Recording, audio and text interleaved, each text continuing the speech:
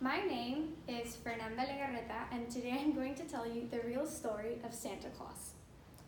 I bet we all have different stories and understandings of who he is, but that is about to change because today I'm going to tell you the truth about his story.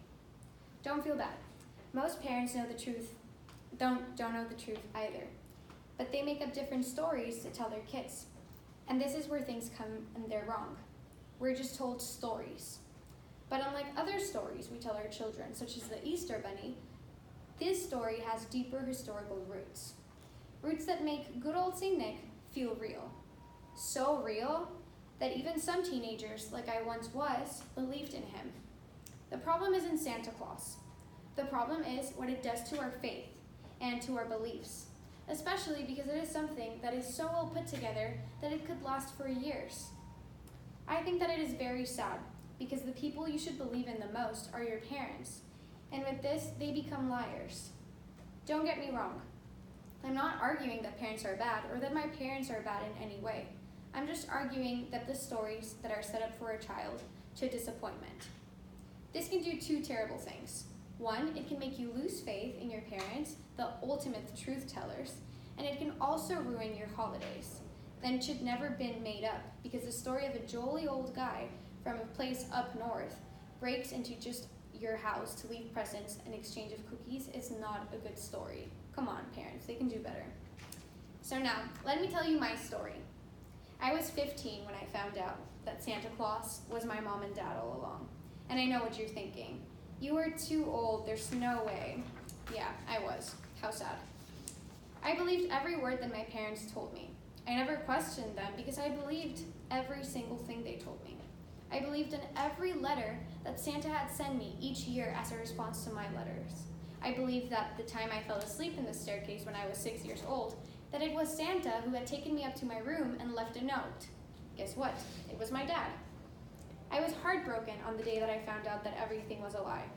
I was in my dad's office when everything happened. He asked me to get him a glass of water, and he was not in his office when I came back. So as always, I sat in his big chair, spun for a moment, and then I saw a box with what looked to be my cards from every year past. As suspected, it was a collection of my letters. All those years that I told my dad that I was sending them to the North Pole, it was all a lie. He kept them in his office.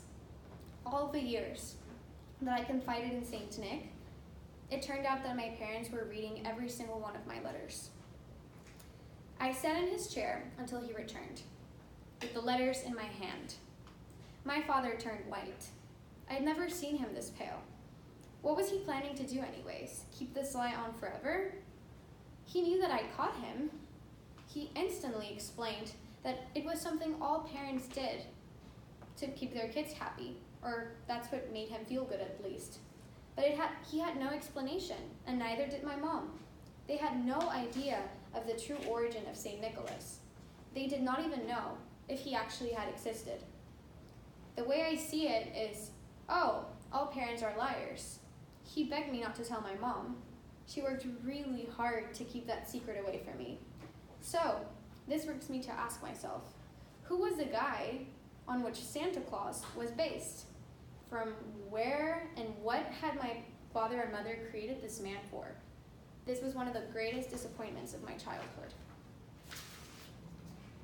The image that you are now seeing is the icon of Saint Nicholas of Myra. According to old records and to the History Channel, Saint Nicholas was a Turkish monk born in 280 AD. He was born in Patara, what is modern-day Turkey, and he was one of the most popular saints in Europe. But this is clearly not the image of the white man that we all know that lives in the North Pole. That would come later in the 1800s when Santa Claus was reinvented during the Industrial Revolution. But let's start before that, when he sold Coca-Cola. Now, St. Nicholas was a wealthy monk that donated all his fortune to the poor. What a good man. St. Nicholas was admired by his kindness and by his piety. He is known as the patron saint of children and sailors. One of the stories that made St. Nicholas famous was the legend of the three sisters. According to St. Nicholas Center, this is one of the most valuable stories because it shows that he is the protector of children. This is how the story goes. Once upon a time, there were 3 girls whose father had not enough money to pay their dowries. At the time, a father had to give money to their prospective husband so it could guarantee a good husband. If he did not have the money, that would mean that the 2 girls would have to be sold into slavery and to prostitution. Mysteriously, on 3 different occasions, a bag of gold appeared in their home, providing the needed dowries. The bags of gold were thrown in an open window. They landed on the top of shoes and socks that were set out to dry by the fire. People adopted this tradition ever since, and they place stocking on the fireplace, hoping that St. Nicholas will come and leave a little present inside like he did for those girls. The modern-day name Santa Claus evolved from St. Nick's Dutch name Sinterklaas. In 1809, Washington Irving helped to popularize Sinterklaas stories when he referred to St. Nicholas as the patron saint of New York in his book, The History of New York. Irving is often referred to as the father of Santa Claus. The first real apparition of Santa, we all know, originated from the poem The Night Before Christmas in 1823.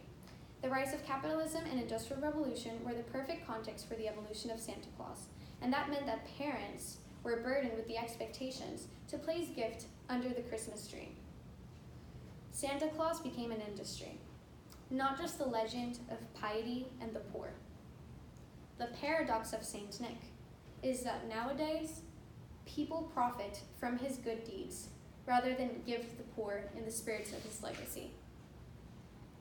Now, I am sure that everybody has a different story as to how they found out about St. Nicholas.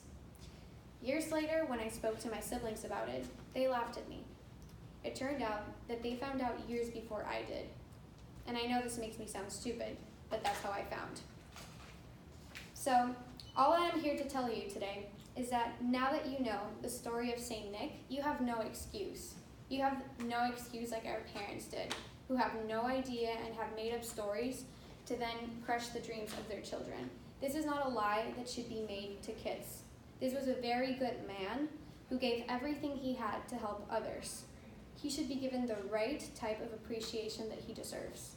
Let's tell our kids the story of the real St. Nick. Thank you very much.